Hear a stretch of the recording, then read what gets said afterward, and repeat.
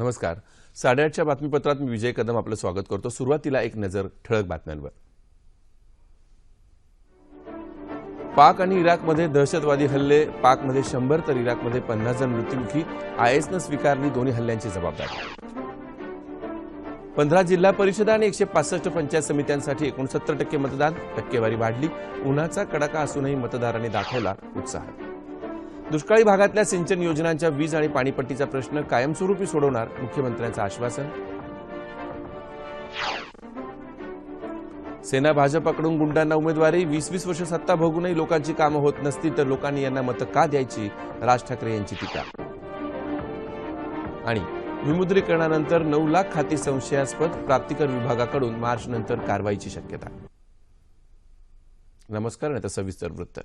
पाकिस्तानातल्या सिंध प्रांतात शिया समुदायाच्या दर्ग्यात इस्लामिक स्टेटच्या आत्मघाती हल्लेखोरानं काल घडवून आणलेल्या बॉम्बस्फोटात किमान 100 जण मृत्युमुखी पडले असून अनेक जण जखमी झालेत. सेवान या शहरात असलेल्या संत लाल शाहबाज कलंदर यांच्या दर्ग्यात ही दुर्घटना घडली. या दर्ग्यात सुफी नृत्याचा कार्यक्रम चालू असताना हल्लेखोरानं प्रथम हात बॉम्ब फेकला, मात्र तो फुटला नाही हे लक्षात येताच त्यानं स्वतःला उडवून दिलं. पाकिस्तानच्या अनेक भागांमधून या ठिकाणी रुग्णवाहिका पोहोचत असून मदतकार्य चालू असल्याचं हैदराबादचे पोलीस आयुक्त काझी शहीद यांनी सांगितलं. दरम्यान इसिस या दहशतवादी संघटनेने या हल्ल्याची जबाबदारी स्वीकारली असून शिया समुदायाला लक्ष्य केल्याचं म्हटलं आहे. इराकची राजधानी बगदाद इथंही काल एका कारमध्ये झालेल्या बॉम्बस्फोटात अंदाजे 50 जणांचा मृत्यू झालाय तर 18हून अधिक जण जखमी झालेत. गेल्या 3 दिवसांमध्ये इराकमधला हा तिसरा बॉम्बस्फोट आहे. राज्यातल्या 15 जिल्हा परिषदा आणि 165 पंचायत समित्यांच्या सार्वत्रिक निवडणुकांसाठी पहिल्या टप्प्यात सरासरी 69% मतदान झालं.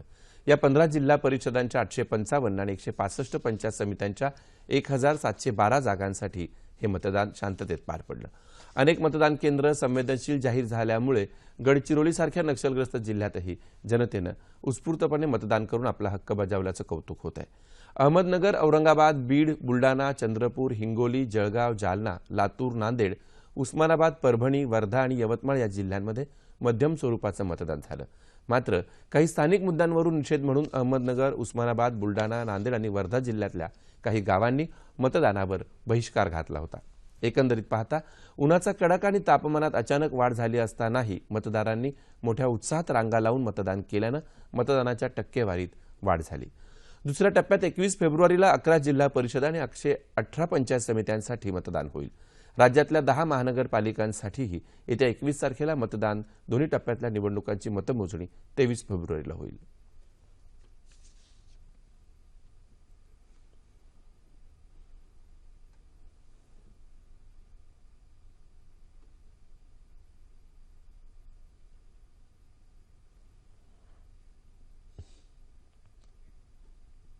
रायगड जिल्ह्यात जिल्हा परिषद आणि पंचायत समितीच्या निवडणुकांसाठी वेगवेगळ्या भागात विविध पक्षांची युती दिसून येते. काही ठिकाणी तर एकाच पक्षाची विविध पक्षांसोबत युती झाल्याचं चित्र आहे. राष्ट्रवादी आणि शेकापच्या आघाडीविरुद्ध शिवसेना, भाजप आणि काँग्रेस युती अशी दुरंगी, तर काही ठिकाणी भाजपला बाजूला सारत तिरंगी लढत होते. पेण, अलिबाग, रोहा, पाली, मुरुड या तालुक्यात काँग्रेस आणि शिवसेनेनं आगळीवेगळी आगळीक साधल्याचं चित्र इथं दिसून आलं.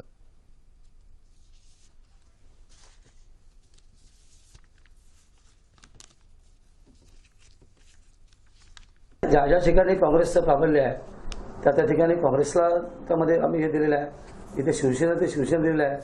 अशा पद्धतीने आरपी असेल, समविचारी पक्ष एकत्र आम्ही आलेलो त्याच्यामध्ये. शेतकरी कामगार पक्ष हा जरी अलिबागेतला सत्ताधारी पक्ष असला तरी अलिबाग तालुक्याची जी हद्द आहे म्हणजे धरमतर पूल, तर धरमतर पुलाच्या खाली शेतकरी कामगार पक्ष हा आमच्या उरलेल्या सगळ्या पक्षांचा मित्र पक्ष आहे आणि इथे आम्हाला उरलेल्या सर्व पक्षांना तो त्यांचा राजकीय वैरी समजून आमच्या बरोबर इथे आम्हाला आमच्या कार्यकर्त्यांना त्रास देत असतो. स्थानिक स्वराज्य संस्थांच्या निवडणुकीच्या निमित्तानं राज्यभरात सर्वच पक्षातल्या दिग्गज नेत्यांनी प्रचाराला जोर लावला. मुख्यमंत्री देवेंद्र फडणवीस यांनी काल सांगली जिल्ह्यातल्या कौलापूर इथं जाहीर सभा घेतली.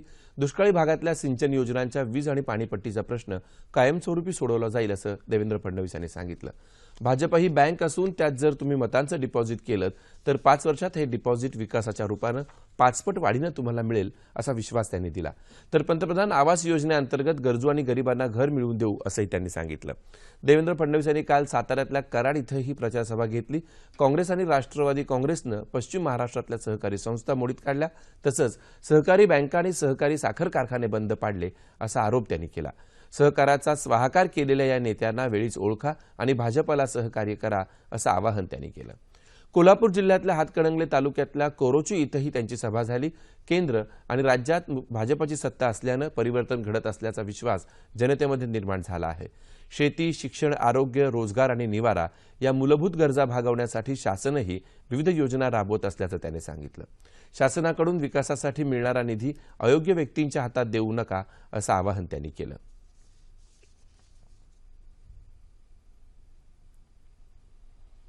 भ्रष्टाचारानं माखलेल्या काँग्रेसची अवस्था आता बिकट होत चालली असून जनतेनं भाजपला साथ देण्याचं निश्चित केलं आहे। पुणेकरांनी देशात आणि राज्यात जशी भाजपला साथ दिली तशी आता महापालिकेतही द्यावी असं केंद्रीय मंत्री व्यंकय्या नायडू यांनी म्हटलंय। महानगरपालिका निवडणुकीसाठी पुण्यात घेतलेल्या प्रचार सभेत ते काल बोलत होते। पुणे आणि पिंपरी चिंचवड या दोन्ही शहरांचा विकास करण्यासाठी भाजपा वचनबद्ध असल्याचं ते म्हणाले। केंद्र सरकारनं मेट्रो रेल्वे, नदी शुद्धीकरण, सांडपाणी व्यवस्थापन या कामांसाठी निधी उपलब्ध करून दिलाय। जनतेनं भाजपला महापालिकेतही बहुमत दिलं तर या विकास कामांना वेग येईल अशी ग्वाही त्यांनी दिली।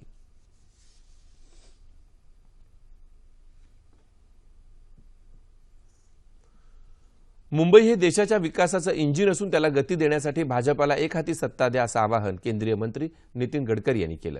मुंबईत विलेपार्ले इथं आयोजित भाजपच्या प्रचार सभेत त्यांनी काल शिवसेनेवर कडाडून टीका केली। गेली 20 वर्ष मुंबईत शिवसेनेची सत्ता आहे, मात्र मुंबईतले रस्ते, कचरा निर्मूलन, जलशुद्धीकरण हे प्रश्न जसेच्या तसे आहेत। शिवसेनेला फक्त टक्केवारी हवी असते, विकासाशी त्यांचं देणं घेणं नसतं असं गडकरी म्हणाले। युती करताना दोन्ही पक्षांना एकमेकांची गरज असते हे विसरून चालणार नाही। भाजपनं नागपूरमध्ये विकासाचा अजेंडा राबवला, मुंबईत मात्र स्थायी समिती आणि महापौर पद शिवसेनेकडे असूनही विकास कामं मात्र झाली नाहीत असा आरोप गडकरी यांनी केला।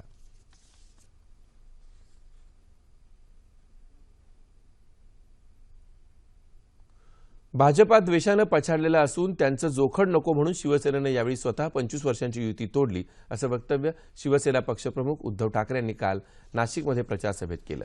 शिवसेनेनं भाजपला कठीण काळात मदत केली, मात्र त्यांची आताची कृती शिवसेनेला समजत नसल्याचं सांगून शेतकऱ्यांना पूर्णतः कर्जमाफी हवी असं ठाकरे म्हणाले। सामना हे फक्त वृत्तपत्र नसून शिवसेनेचं शस्त्र आहे, यावर जर बंदी घालण्याचा प्रयत्न केला तर त्यानंतर निर्माण होणाऱ्या परिस्थितीला भाजपा जबाबदार असेल असा इशाराही उद्धव ठाकरे यांनी दिला।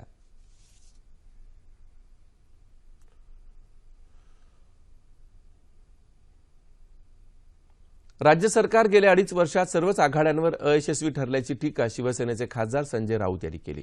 अमरावती इथं महानगरपालिका निवडणुकीतल्या शिवसेनेच्या उमेदवारांच्या प्रचार सभेत त्यांनी काल भाजपावर टीकास्त्र सोडलं।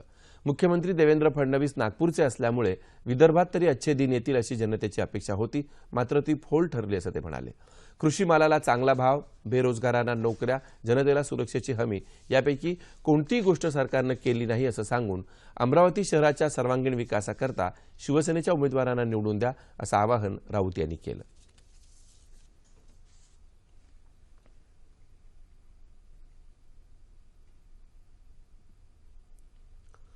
विकास कामं करून शहरांचा कायापालट करण्यासाठी मनसेला सत्ता सोपवण्याचं आवाहन अध्यक्ष राज ठाकरे यांनी केलंय। शिवसेना आणि भाजपा हे दोन्ही पक्ष जनतेला मूर्ख बनवण्यासाठी नवनवीन कृत्या लढवत आहेत असा आरोप त्यांनी काल पुण्यात झालेल्या प्रचार सभेत केला।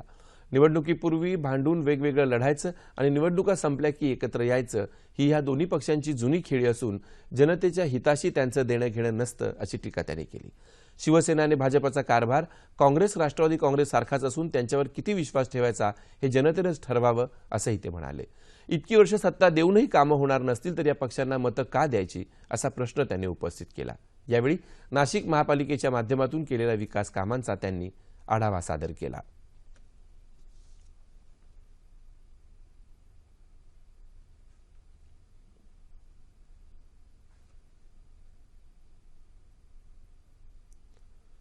पंतप्रधान नरेंद्र मोदी हे गरीब आणि दलित जनतेचे कैवारी आहेत। येणारा काळ हा गरिबांसाठी सोनेरी दिवस घेऊन येणारा असेल असं रिपाई अध्यक्ष रामदास आठवले यांनी म्हटलंय। मुंबईत चेंबूर इथं झालेल्या जाहीर सभेत ते बोलत होते। आपण मंत्रिपदासाठी नव्हे तर येणाऱ्या सुवर्ण काळाचा विचार करून भाजपासोबत युती केली असं ते म्हणाले। गेली 40 वर्ष काँग्रेसनं देशाची सत्ता उपभोगून भ्रष्टाचार करून देशाला पोखरून टाकलं, यापुढे भ्रष्टाचाराला वाव राहणार नाही अशी ग्वाही रामदास आठवले यांनी दिली।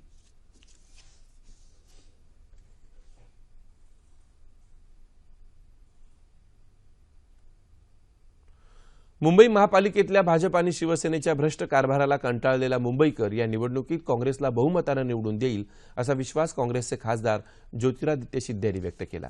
मुंबईत अंधेरी इथं काल महानगरपालिका निवडणुकांसाठी आयोजित प्रचार सभेत ते बोलत होते। मुंबईतल्या रस्त्यांची झालेली दुर्दशा, शुद्ध पाण्याचा तुटवडा तसंच गरिबांसाठी असलेली रुग्णालयांची दुरवस्था हे सर्व भाजप आणि शिवसेनेच्या कारभारामुळेच झाले अशी टीका त्यांनी केली। हे दोन्ही पक्ष भांडणाचा देखावा करून मुंबई महापालिकेची सत्ता हस्तगत करण्याची स्वप्न पाहतायत अशी टीका करत या निवडणुकीत सुजाण मुंबईकर सेना भाजपला त्यांची जागा दाखवतील असं ते म्हणाले। मुख्यमंत्री देवेंद्र फडणवीस लोकांना केवळ भूलथापा मारण्याचं काम करतायत असंही शिंदे म्हणाले।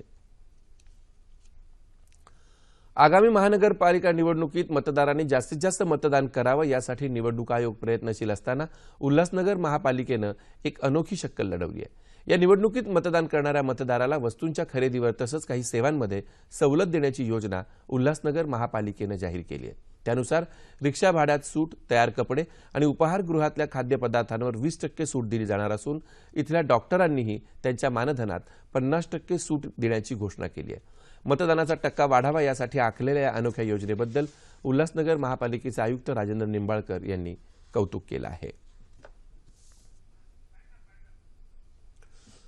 विमुद्रीकरणाच्या निर्णयानंतर ज्या बँक खात्यांमध्ये अचानक मोठी रक्कम जमा झाली अशा 18 लाख खात्यांची चौकशी केल्यानंतर आता 9 लाख खात्यांमधले व्यवहार संशयास्पद असल्याचं प्राप्तिकर विभागानं स्पष्ट केलंय।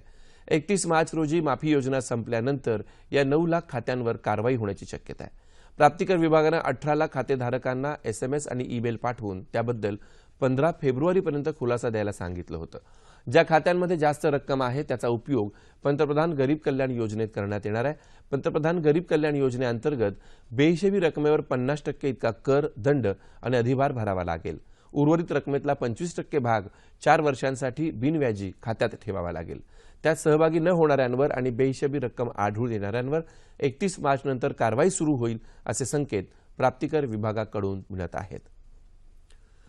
महाराष्ट्र आणि मध्य प्रदेशच्या सीमेवर अमरावती जिल्ह्यात असलेल्या सालबर्डी इथं महाशिवरात्रीनिमित्त होणाऱ्या यात्रेच्या पूर्वतयारीचा आढावा जिल्हाधिकारी किरण गीते यांनी नुकताच घेतला।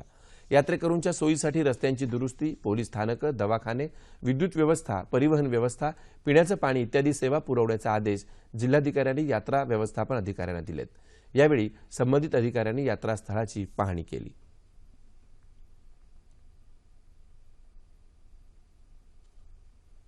हवामान येत्या 24 तासात राज्यात सर्वत्र हवामान कोरडं राहण्याची शक्यता पुणे वेधशाळेनं व्यक्त केली आहे।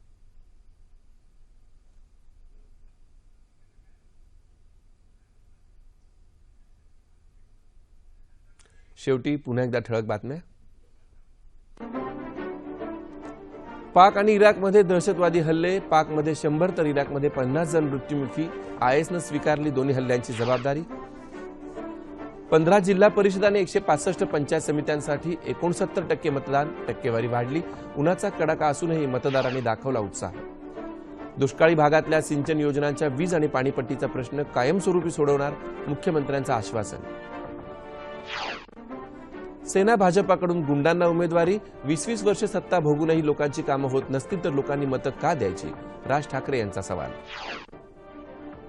आणि विमुद्रीकरणानंतर 9 लाख खाती संशयास्पद, प्राप्तिकर विभागाकडून मार्चनंतर कारवाईची शक्यता।